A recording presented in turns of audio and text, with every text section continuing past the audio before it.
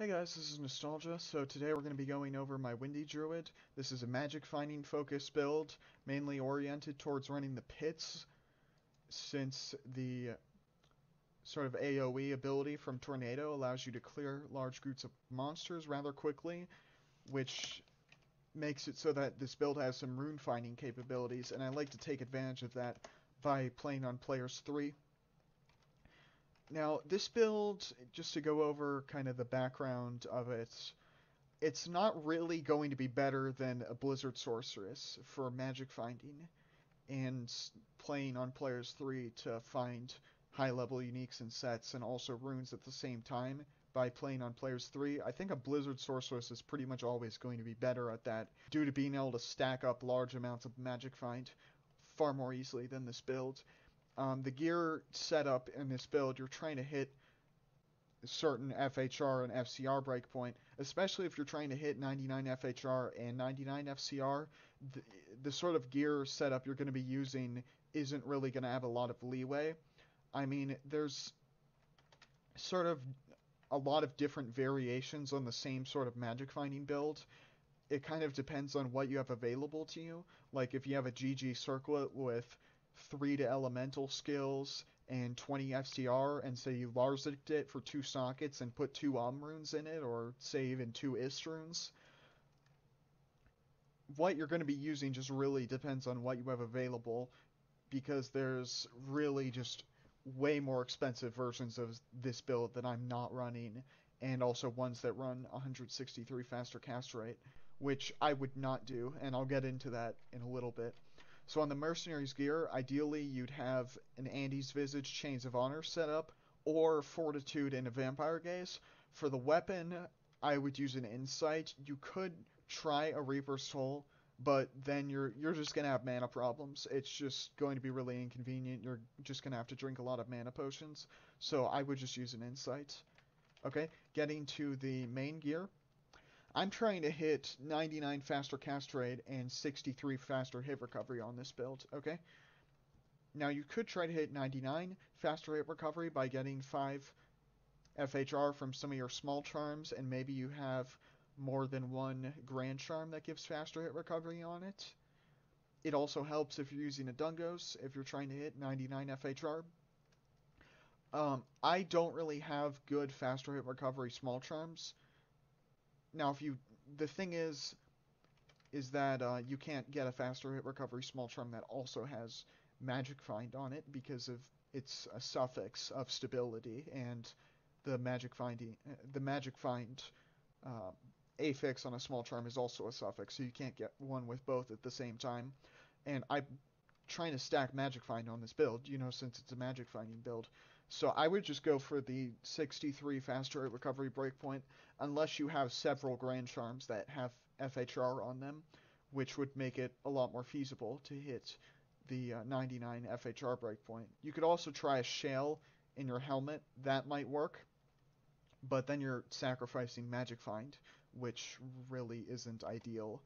So I would, generally on this build, I would just prioritize magic find over faster hit recovery, since you're going to be clearing quickly enough on players 3 difficulty anyway. It's just not worth going for 99 FHR in my opinion.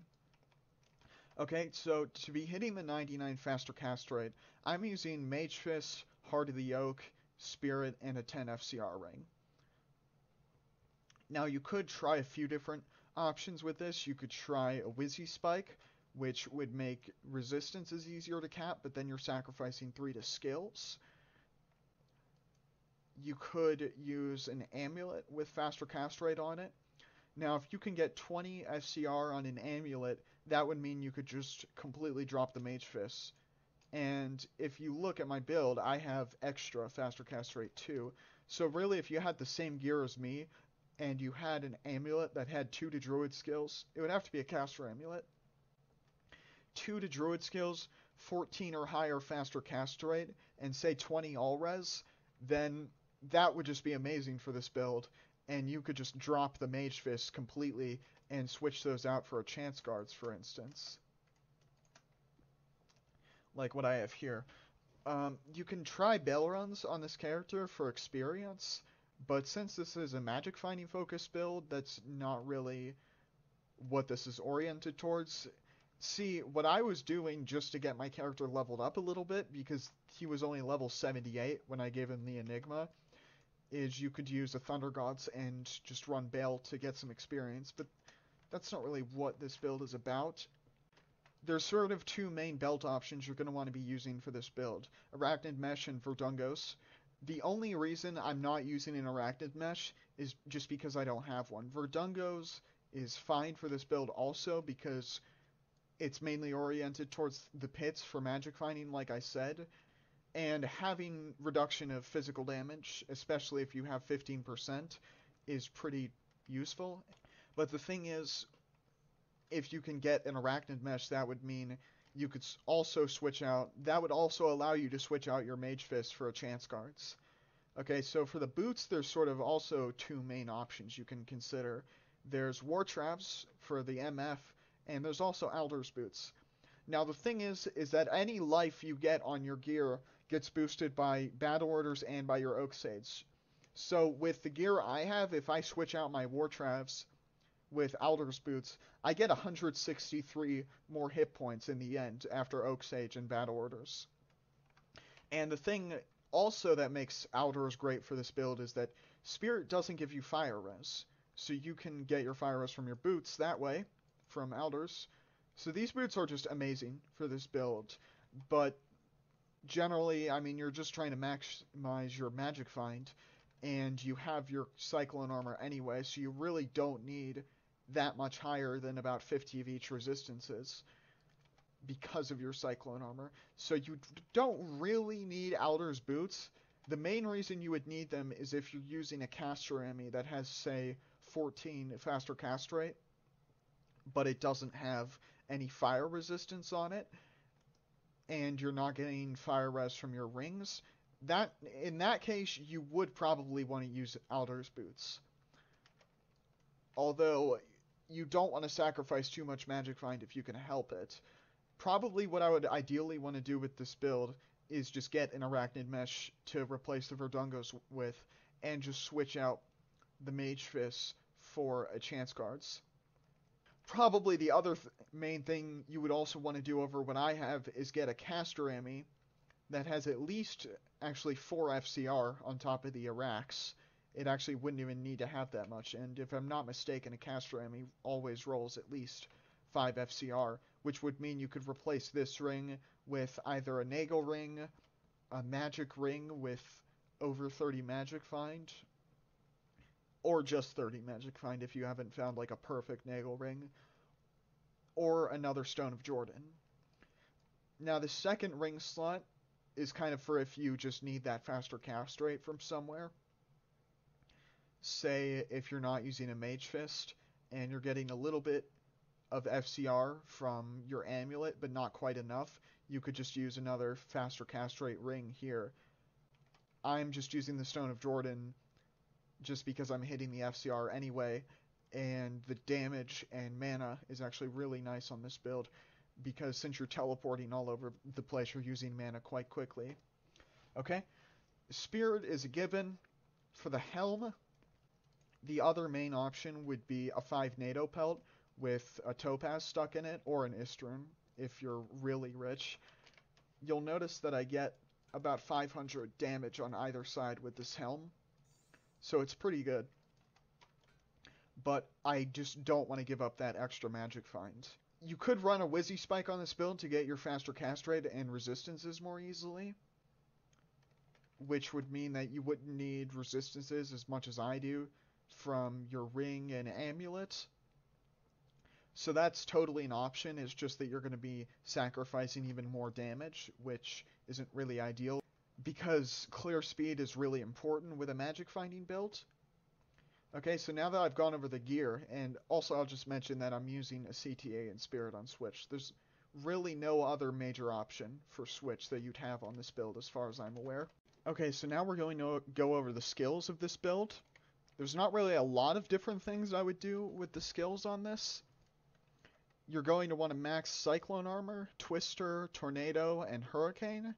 You're not going to be using Twister The Cyclone Armor, the Tornado, and Hurricane, along with Twister, these all kind of synergize with each other. Even though you're not going to be using Twister, you just want it to buff these three other ones, as you can see. For shape-shifting skills, it really doesn't make any sense to do anything here. For summoning skills, you're going to want to get Grizzly, most likely. It's a good tank to just have with you, just to absorb some of that damage, especially, say, if you're not using Insight on your Mercenary, and the Grizzly can just tank some boss packs for you so that you don't get mana burned as often, which, like I said, is especially important if you're not using an Insight, but I would use an Insight. So after getting 1 point in Grizzly, and getting your 4 elemental skills here maxed out, I would just put the rest in Oak Sage, and after that, I would just keep putting points into Grizzly. So let's take this build to Pits. So what you do for your buff is you cast Battle Command, then you cast your Oak Sage, and then you cast Battle Command again, along with Battle Orders. And then you just set up the rest of what you have, including your Bear, and so on. So what you do for this build, what I do for this build anyway, is I go from pack to pack, and I clear the boss packs mainly. And what do we have here? Wow, look at that, guys. Now, I like to clear some of the trash mobs on this build, since I'm playing on P3, and if you're not clearing any of the trash mobs anyway, it just would make more sense to play on Players 1 in the first place. But this build has really great AoE, so you can really take advantage of clearing trash mobs quickly with this build. Which is why this build is slightly more rune finding oriented. In fact, quite a lot more rune finding oriented than something like a Pit Circer, for instance. I have no idea what I'd use that Thunder Maul for, by the way. Maybe a Death. Although I don't know what build I would use that on. But it's kind of like a Blizzard Sorc, where you can clear a lot of trash mobs efficiently, but you do want to focus mainly on the boss packs. So that's pretty much everything I wanted to show with this build. Hope you guys enjoyed it. Have a good one.